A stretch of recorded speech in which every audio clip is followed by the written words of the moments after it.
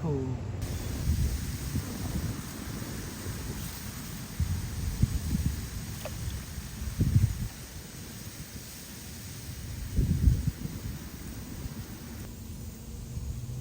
Let's back up.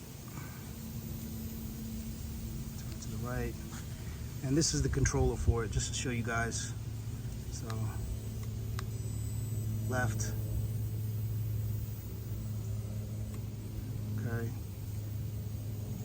You got right. If you need to back up, you just back up. The propellers will help it.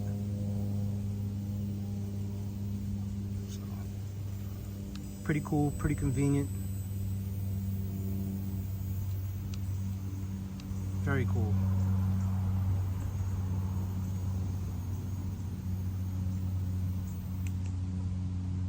And to stop the guy from rowing the kayak, you just hit this button at the top.